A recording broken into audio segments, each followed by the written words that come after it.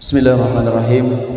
Assalamualaikum warahmatullahi wabarakatuh.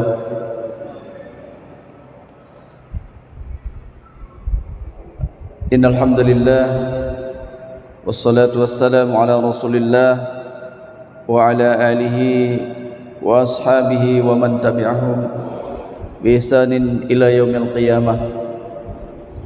Asyhadu an la ilaha illallah wa la syarika lah wa asyhadu anna Muhammadan abduhu wa rasuluhu alladzi la nabiyya ba'dah.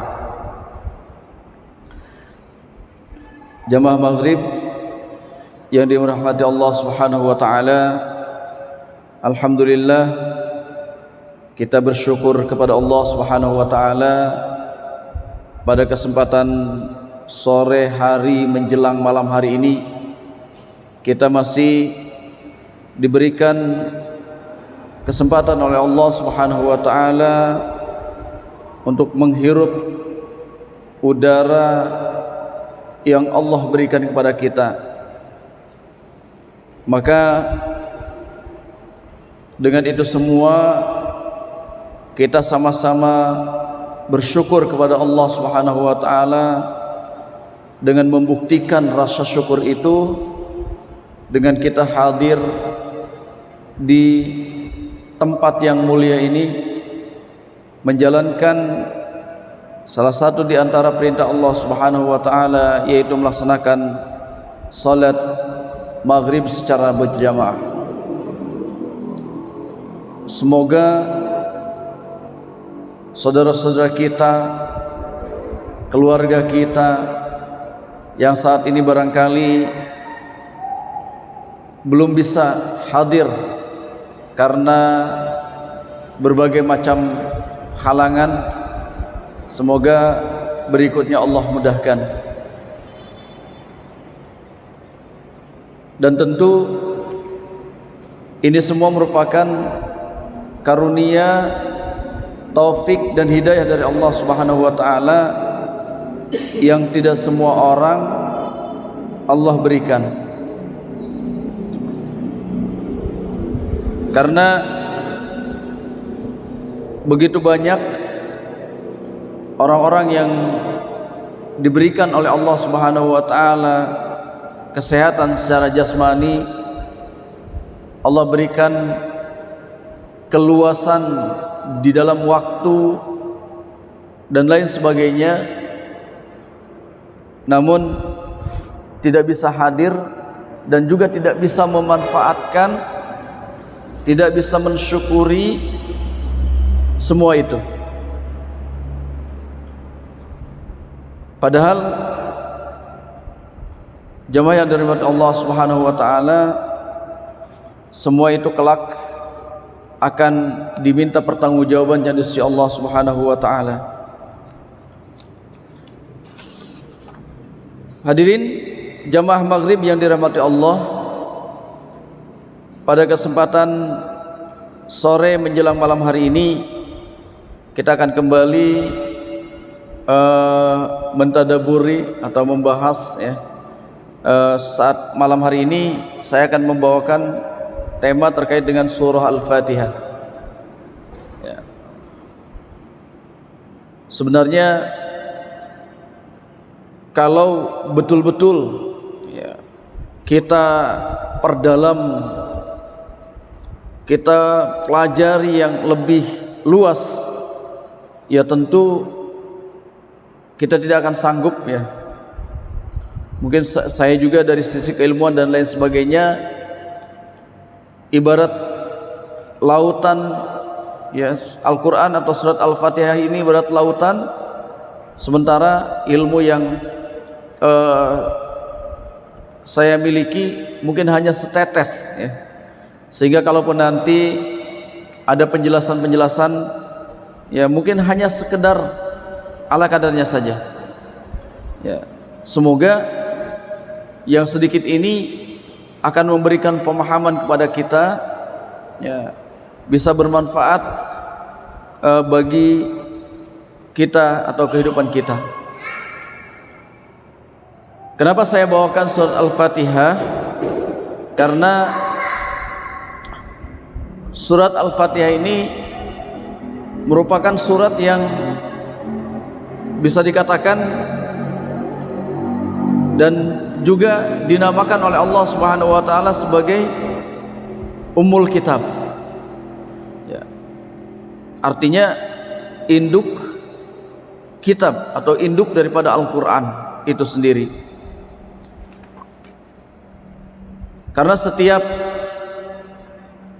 tulisan atau setiap apapun itu pasti ada induknya. Dan Al-Qur'an ini induknya adalah Al-Fatihah. Dari sekian ribu ayat-ayat Al-Quran, ya sekitar ada beberapa versi, ya ada yang mengatakan 6.666 ayat, namun yang tepatnya adalah 6.236 ayat, ya kalau kita melihat versi yang saat ini kita bisa lihat, ya dari seluruh jumlah ayat yang dalam Al-Quran 6.236 ayat. Dari kesemua ya isi kandungan Al-Quran itu tidak lepas dari 3 hal, ya, atau ajaran yang disampaikan oleh Al-Quran ini, yang disampaikan sebagai pedoman bagi kehidupan manusia, itu tidak lepas dari 3 hal.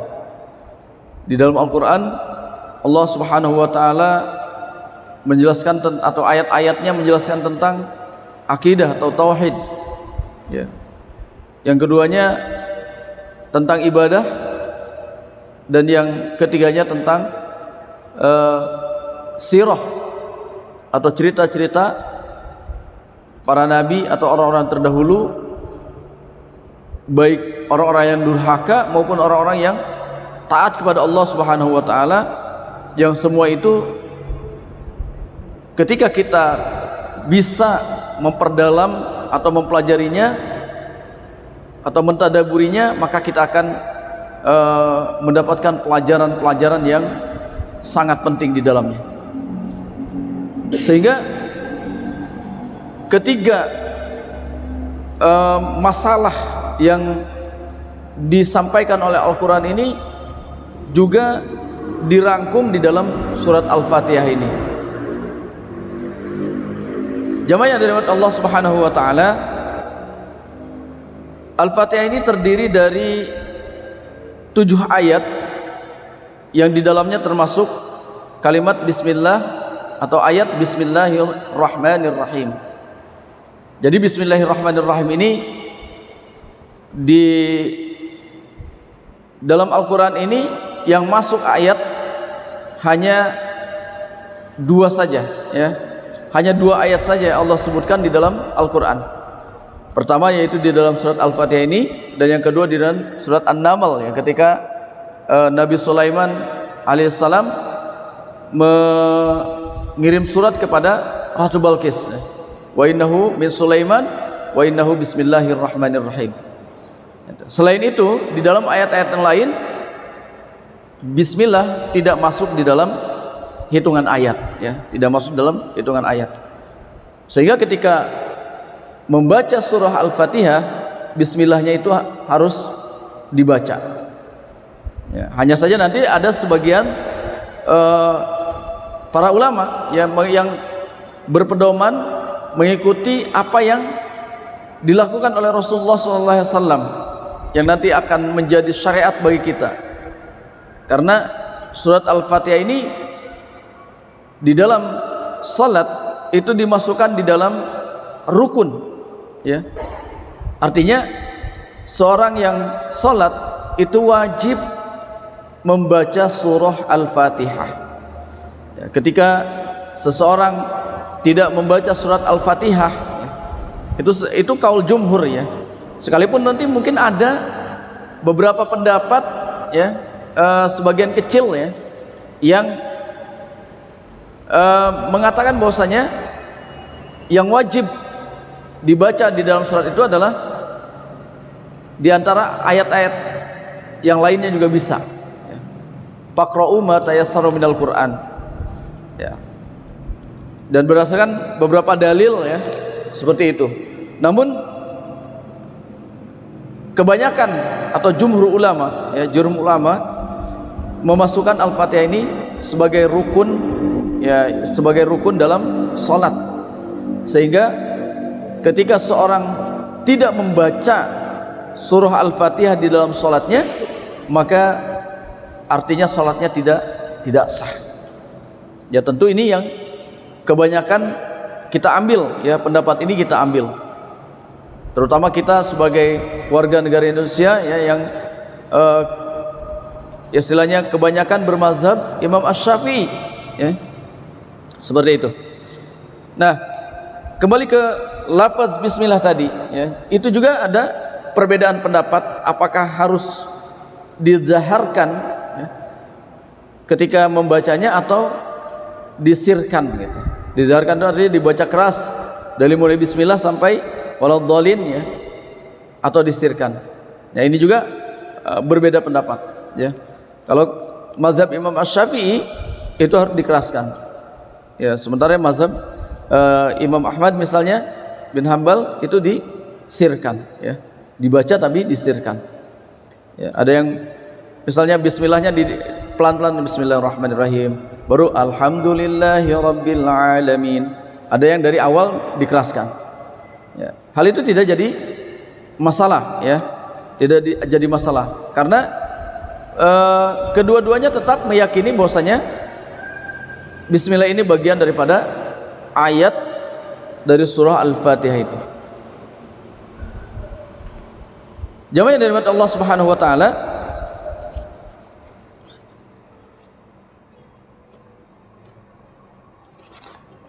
kalau kita membaca dalil-dalil yang berkaitan dengan surah Al-Fatihah ini, sekali lagi tentu kita akan mendapatkan riwayat-riwayat yang begitu banyak ya. Bahkan para ulama terdahulu mereka banyak menafsirkan surat Al-Fatihah ini sampai satu surah Al-Fatihah ini sampai berlembar-lembar ya, atau bahkan mungkin ada yang berjilid-jilid gitu ya.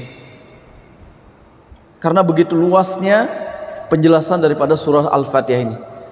Namun diantaranya yang mungkin sering kita dengar ya, yang sering kita dengar ya, diantaranya bahwasanya surat Al-Fatihah ini sebagaimana namanya ya, sebagai namanya, bahwasanya surat Al-Fatihah ini juga banyak namanya. Salah satu diantaranya adalah Asy-Syifa. Apa itu Asy-Syifa?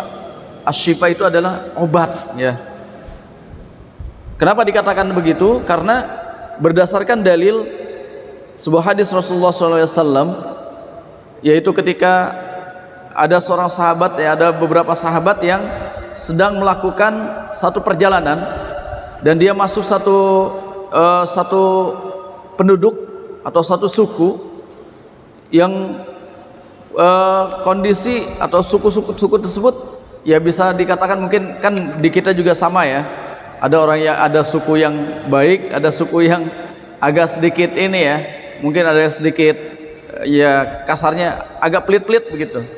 Sehingga ketika ada tamu, entahlah mungkin karena curiga dan sebagainya, mereka tidak mau membantu gitu. Tapi ada juga suku yang ketika ada tamu masuk, mereka langsung menyambutnya dengan baik, menjamunya dan lain sebagainya. Tapi ada suku yang di Arab begitu ya, ada suku yang ketika ada tamu pun mereka cuek saja gitu, tidak memperdulikan begitu. Ya, bahkan ketika mereka meminta sesuatu pun mereka tidak mau memberikan, seperti itu. Dan para sahabat ini masuk ke suku yang model tersebut. Mereka minta istilahnya perbekalan juga tidak ada yang ngasih ya. Seperti itu. Sehingga tidak lama kemudian mereka mendapatkan permintaan dari salah seorang mungkin utusan dari kepala suku, yang mereka menceritakan bahwasanya kepala sukunya itu sedang sakit terkena gigitan ular atau mungkin kalajengking ya, mungkin yang berbisa ya, pokoknya binatang berbisa ya, binatang berbisa. Akhirnya sahabat tadi meruqyah, ya, meruqyah kepala suku itu dengan cukup membaca surat Al-Fatihah, dan alhamdulillah dengan izin Allah Subhanahu wa taala si kepala suku tadi sembuh dari dari sakitnya gitu. Sehingga mereka mendapatkan imbalan domba, ya, mereka mendapatkan kambing. Ya. Sehingga dengan kambing itu mereka jadikan perbekalan, ya. Mereka makan dan sebagian lagi mereka bawa ke Madinah, ya. Nah, ketika mereka tiba di Madinah, mereka laporan kepada Rasulullah SAW tentang apa yang mereka alami, ya. Lalu Rasulullah SAW bertanya, ya sedikit bercanda mungkin, ya, kamu tahu dari mana kalau Al-Fatihah itu bisa jadi obat begitu? Kalau begitu, kata Rasulullah, sini saya minta bagian, saya minta bagian. Ya, akhirnya para sahabat memberikan itu kepada Rasulullah Shallallahu Alaihi Wasallam. Ya, hal ini menunjukkan bahwasanya sebagai hukum, ya, bahwasanya boleh, ya, boleh meminta imbalan, misalnya tadi berdoa atau mengajarkan Al-Quran dan lain sebagainya. Ini sebagai dalil yang jelas, ya, dari Rasulullah SAW. Bahkan Rasulullah SAW juga menikmati hasil daripada sahabat tadi, ya, yang mendoakan kepala suku, yang mereka mendapatkan imbalan dari ruqyahnya tadi, ya, dan Rasulullah SAW juga memakan pemberiannya tadi. Itu menunjukkan bahwasanya apa yang diterima oleh para sahabat itu adalah halal, ya, karena ketika Rasulullah SAW dengan tindakannya seperti itu menunjukkan bahwasanya sesuatu tersebut adalah boleh di dalam syariat Islam, ya, seperti itu. Ini yang pertama, bahwasanya Al-Fatihah ini adalah doa syifa, ya, sebagai bentuk obat, ya, obat, sehingga apapun penyakit apapun di dalam beberapa dalil, ya, itu bisa disembuhkan dengan surat Al-Fatihah ketika kita betul-betul meyakininya, ya. Terus yang keduanya juga ternyata ada dalil yang sahih yang diriwayatkan oleh Imam Muslim, ya. Salah satu dalil yang sahih, saya tidak hafal hadisnya, tapi riwayatnya dari Imam Muslim, ya, ada di dalam Sahih Muslim, dikatakan bahwasanya salah satu keutamaan dari surat Al-Fatihah adalah ketika seseorang membaca surat Al-Fatihah di dalam doa-doa mereka, baik sebelumnya atau ketika di dalamnya atau setelahnya, maka doanya tidak akan tertolak, ya. Apapun yang dia inginkan, Allah akan mengabulkannya, gitu, ya.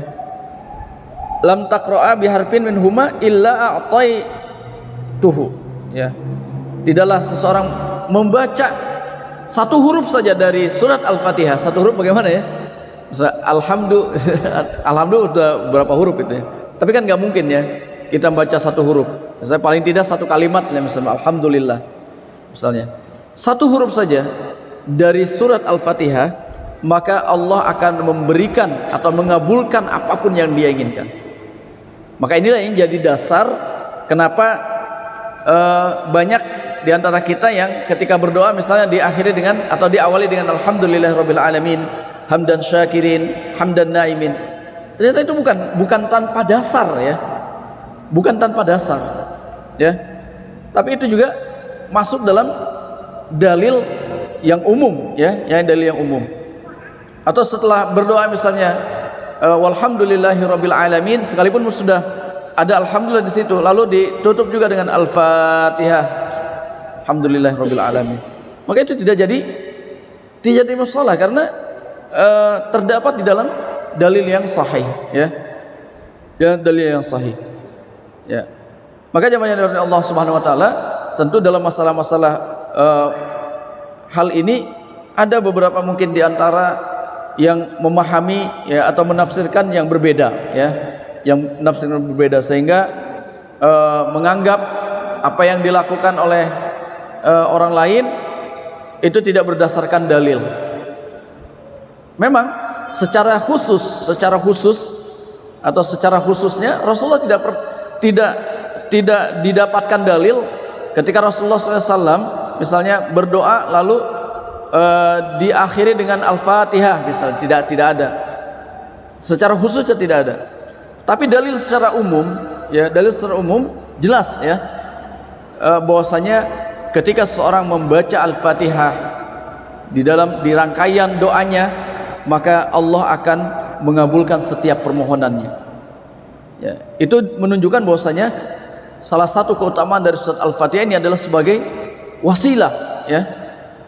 Al-Fatihah ini bisa dijadikan wasilah, ya, dan wasilah, mencari wasilah juga diperintahkan, wabtaghu ilaihil wasilah. Kita diperintahkan oleh Allah Subhanahu wa taala untuk mencari wasilah, ya, dengan amal-amal soleh, ya, karena bertawasul dengan amal-amal soleh itu sesuatu yang diperintahkan atau dicontohkan, ya. Dan Rasulullah SAW juga pernah menceritakan tentang tentang 3 orang pemuda yang masuk di dalam gua, ya. Ini mungkin sudah dijelaskan di dalam atau sudah pernah disampaikan di dalam kajian kitab Riyadhus Shalihin, ya. Di dalam kitab Riyadhus Shalihin ceritanya panjang, ya. Intinya berwasilah dengan amal-amal saleh itu adalah hal yang diperintahkan dan juga boleh kita lakukan. Nah, salah satunya itu dengan surat Al-Fatihah ini, ya. Jadi surat Al-Fatihah juga bisa dijadikan wasilah. Selain tadi untuk sebagai syarat, ya, pembuka atau kunci atau password, ya, untuk mendapatkan pengkabulan doa dari Allah Subhanahu wa taala. Salah satu passwordnya, salah satu kuncinya yaitu surah Al-Fatihah ini. Jadi jamaah yang dirahmati Allah Subhanahu wa taala, ternyata surat Al-Fatihah ini sekali lagi begitu, kalau kita tahu mungkin lebih banyak lagi, ya. Ini diantaranya, ya, yang diantaranya yang bisa kita amalkan di dalam kehidupan kita. Ya, tadi Al-Fatihah adalah sebagai syifa, obat, ya. Kenapa? Karena hari ini, ya, mungkin bukan berarti agama Islam menafikan ilmu-ilmu pengetahuan modern, ya, bukan menafikan, ya.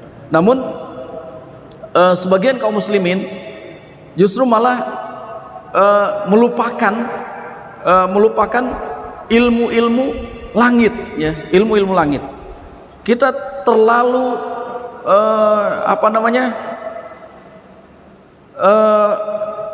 mengedepankan ilmu-ilmu dunia, ya, sampai lupa dengan ilmu-ilmu langit.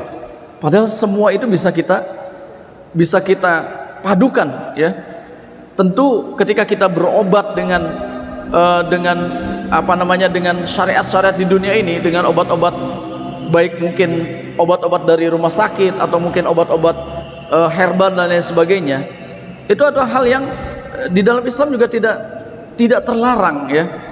Namun ingat, Allah Subhanahu wa taala memberikan garis yang jelas kepada kita bahwasanya fa idza maridtu fahuwa yashfin.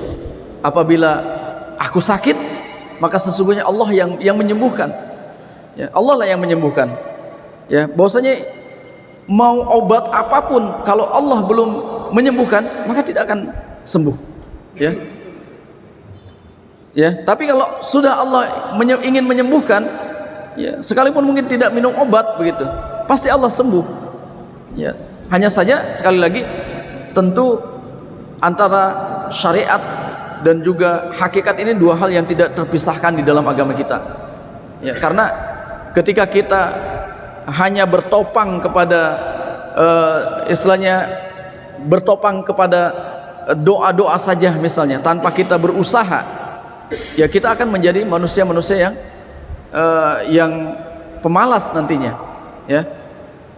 Dan sebaliknya, ketika kita hanya bertopang kepada misalnya kalau berobat hanya obat saja tanpa melupakan doa-doa kepada Allah Subhanahu wa taala, maka kita akan menjadi orang-orang yang sombong di hadapan Allah Subhanahu wa taala. karena kita menganggap bahwasanya kita bisa sembuh dengan obat-obat tersebut, padahal sesungguhnya yang menyembuhkan adalah Allah Subhanahu wa taala. Maka salah satu ya upaya dalam rangka menyembuhkan penyakit-penyakit yang ada saat ini, ya, kita kembali kepada pengobatan langit, ya. Selain pengobatan bumi kita lakukan, kita juga melakukan pengobatan langit dengan berdoa kepada Allah Subhanahu wa taala, bertawasul, dan salah satunya adalah dengan surah Al-Fatihah ini. Ya. Seperti yang tadi sudah diceritakan dalam hadis Rasulullah SAW yang sahih, ya, bahwasanya zaman dulu ketika ada kepala suku yang tersengat, ya, tersengat tadi berbisa, ular berbisa atau binatang berbisa, dibacakan Fatihah sembuh. Dan itu terbukti, ya, terbukti dan diceritakan oleh Nabi SAW dalam hadisnya.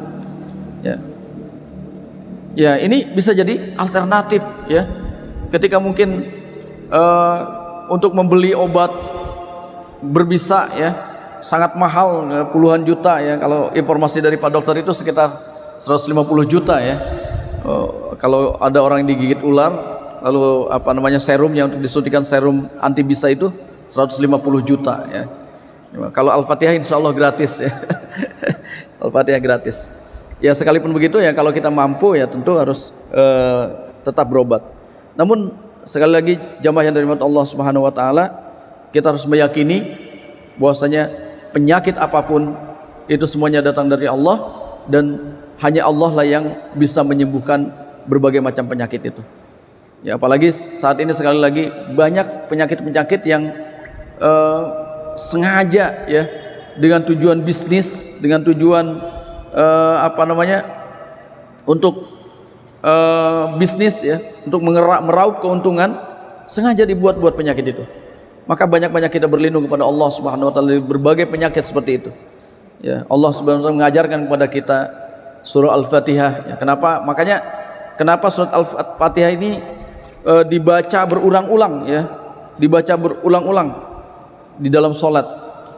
Dalam sehari semalam seorang muslim wajib membacanya 17 kali, ya. Maka dengan kita tahu makna penjelasan diantaranya surat Al-Fatihah ini, ya, semoga Allah Subhanahu wa taala melindungi kita, ya.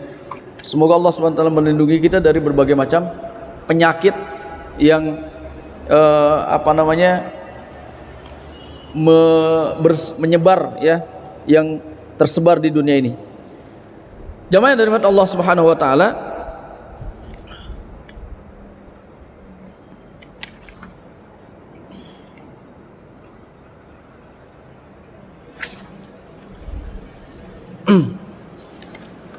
selain surat Al-Fatihah ini sebagai obat dan juga sebagai wasilah, ya, di dalam doa-doa kita, dan juga bisa dijadikan wasilah sebagai amal-amal soleh, ya, untuk mendapatkan pertolongan dari Allah Subhanahu wa taala. Maka mari kita sedikit mungkin membahas isi daripada surat Al-Fatihah ini. Tadi sudah dijelaskan bahwasanya Al-Fatihah ini merupakan rangkuman daripada isi Al-Quran secara keseluruhan, ya, dimana dari ayat pertama Bismillahirrahmanirrahim, Alhamdulillahirabbil alamin, Ar-Rahmanirrahim, Maliki yaumiddin, Iyyaka na'budu, sampai Maliki yaumiddin, ya. Ini merupakan sampai Iyyaka na'budu wa iyyaka nasta'in juga, ya, merupakan penjelasan atau penjabaran daripada akidah sebagai seorang muslim, ya. Ketauhidan kita kepada Allah Subhanahu wa taala, pengeesaan kita kepada Allah, keimanan kita kepada Allah Subhanahu wa taala, bahwasanya kita sebagai manusia kelak akan kembali kepada Allah, ya. Kita akan mendapatkan hisab di hari pembalasan nanti. Terus yang keduanya, Iyyaka na'budu wa iyyaka nasta'in, ihdinas siratal mustaqim. Siratal ladzina an'amta 'alaihim ghairil maghdubi 'alaihim waladdallin. Nah, di ayat ini juga beririsan ya, menjelaskan tentang fungsi kita ya, bahwasanya manusia diciptakan oleh Allah Subhanahu wa taala untuk beribadah kepada Allah. Ya. Wa ma khalaqul jinna wal insa illa liya'budun. Ya. Maka Allah menjelaskan di dalam Al-Qur'an secara keseluruhan ya. Ya, secara di dalam Al-Qur'an terkait dengan tata cara ibadah kita kepada Allah Subhanahu wa taala. Baik itu ibadah yang sifatnya mahdhah, yang dicontohkan oleh Allah dan Rasulnya ya, yang digariskan tata caranya oleh Allah dan Rasulnya, maupun ibadah yang sifatnya ghairu mahdhah atau muamalah ya, atau mutlak secara umum ya, seperti itu. Yang pada intinya ibadah itu harus betul-betul iyyaka na'budu wa iyyaka nasta'in, hanya ditujukan kepada Allah Subhanahu wa taala ya. Hanya ditujukan kepada Allah Subhanahu wa taala, tidak boleh kita beribadah kepada selain Allah Subhanahu wa taala. Begitu pula dengan permintaan kita, dengan permohonan kita ya. Ketika kita ibadah kepada Allah, maka kita pun harus meminta juga kepada Allah ya, jangan bulak-balik juga ya. Kita beribadah kepada Allah, tapi ketika meminta kepada selain Allah ya, harus satu paket ya. Beribadah kita kepada Allah, menyembah Allah Subhanahu wa taala, dan juga meminta juga kepada Allah. Ihdinas siratal mustaqim ya. Dan di antara jenis ibadah juga adalah berdoa ya. Bagian daripada ibadah adalah berdoa. Dan doa yang diajarkan di sini dalam surat Al-Fatihah adalah doa yang istilahnya doa yang paling tinggi ya. Doa yang paling tinggi ya. Puncaknya doa ya. Ihdinas siratal mustaqim, yaitu kita meminta petunjuk jalan yang lurus ya. Karena ketika kita berada di jalan yang lurus, maka tentu kita sudah menggapai keselamatan insyaallah. Ya, jalan yang lurusnya seperti apa? Siratal ladzina an'amta 'alaihim, yaitu jalan orang-orang yang diberi nikmat. Yang dimaksud di sini adalah apa yang dilakukan oleh jalan, seperti jalan apa yang dilakukan oleh para sahabat, oleh Rasulullah dan para sahabatnya, orang-orang soleh terdahulu ya. Ketika kita mengikuti itu semua, maka insya Allah kita akan selamat, kita akan berada di jalan yang lurus tersebut.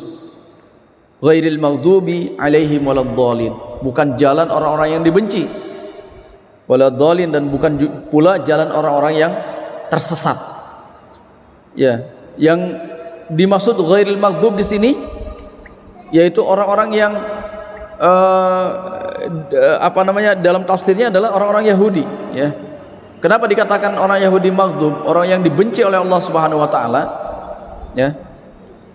Sehingga kita juga harus terhindar dari sifat-sifat ini. Karena Al-Qur'an ini walaupun ditujukan untuk, misalnya di sini di dalam surat Al-Fatihah ditujukan untuk Yahudi dan juga Nasrani misalnya, tapi berlaku juga untuk semua orang ya. Karena Al-Qur'an ini sifatnya khususun nuzul ya. Mungkin turunnya khusus, ditujukan kepada pihak tertentu, misalnya ditujukan kepada Rasulullah, ditujukan kepada Yahudi, ditujukan kepada Nasrani, tapi hukumnya itu berlaku untuk semua ya. Artinya siapapun bisa ya masuk ke dalam kategori ini, orang-orang yang dibenci oleh Allah Subhanahu wa taala, yaitu orang-orang Yahudi ya. Orang-orang Yahudi, orang yang dibenci oleh Allah. Di antara sifat Yahudi yang membuat Allah benci kepada Yahudi ya, di antaranya, dan di dalam Al-Qur'an disebutkan ada 76 sifat Yahudi ya yang dibenci oleh Allah. Salah satunya di antaranya, mereka itu sok tahu, bukan sok tahu,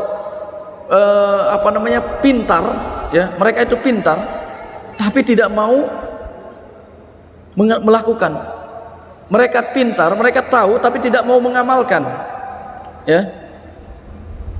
Mereka tahu tapi tidak mau mengamalkan. Ya.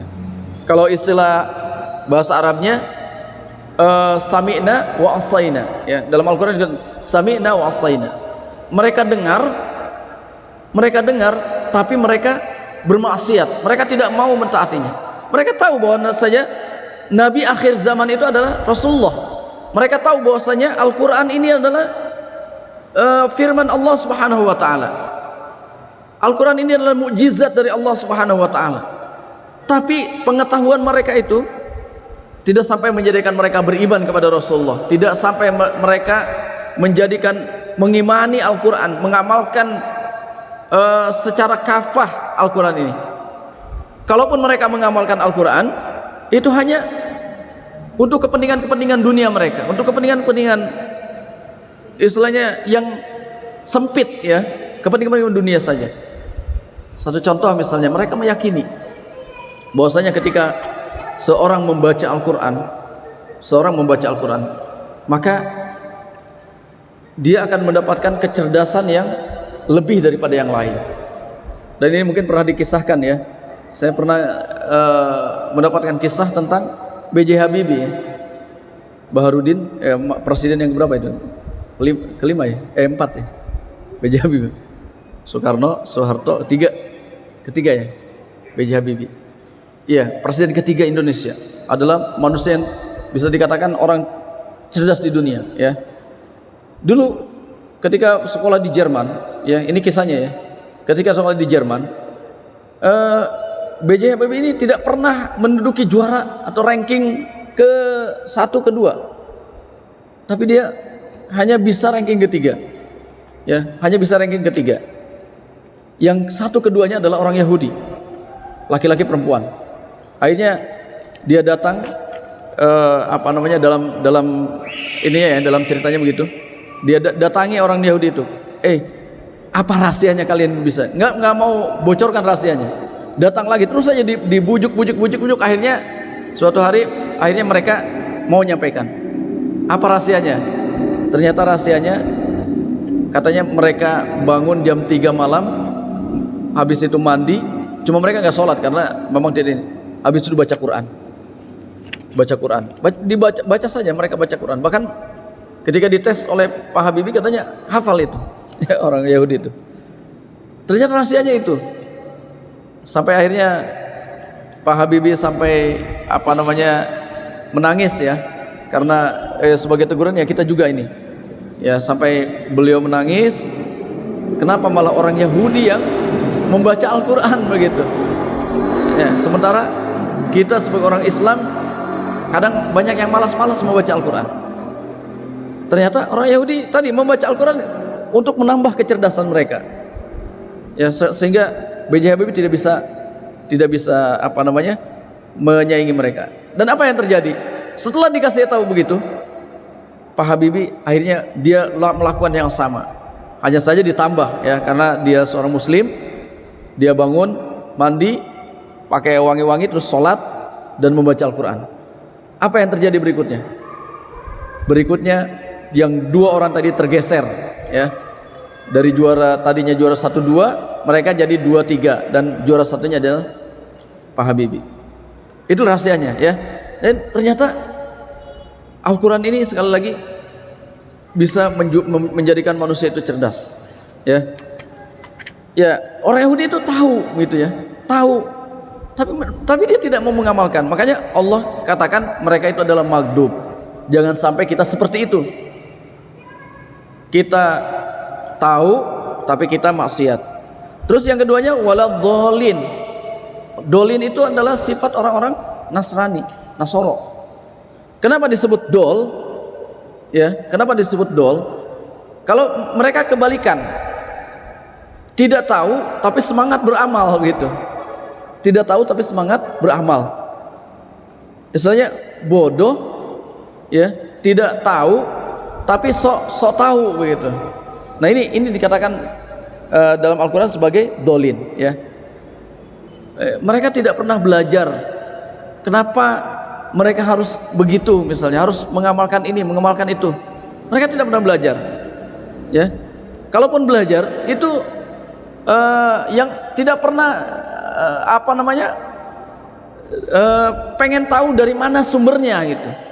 Kalau sudah ada misalnya ada karangan buku yang mengatakan bahwa kalian harus begini-begini, mereka amalkan saja. Beda dengan umat Islam ya. Kalau misalnya perintah ini dari mana? Ini dipelajari. Maka sampai sanadnya sampai kepada Rasulullah baru diamalkan. Kalau mereka tidak, sehingga apa yang terjadi ketika orang-orang yang sudah mulai memiliki pikiran-pikiran yang cerdas, mereka pelajari lagi tuh, ternyata tidak ada sumbernya. Akhirnya apa yang terjadi? Banyak akhirnya para pendetanya, para pasturnya, akhirnya mereka mendapatkan hidayah, masuk dalam Islam. Ya, setelah mereka pelajari kitab-kitab mereka, ternyata tidak ada sumbernya yang jelas begitu. Tidak ada sumber aslinya. Ya, karena kitab mereka saja kan dikarang oleh 12 utusan itu ya. 12 utusan itu yang juga rentang dengan Nabi Isa itu sangat jauh sekali ya. Rasul yang mereka anggap rasul utusan itu, 12 utusan itu rentangnya jauh dengan Nabi Isa.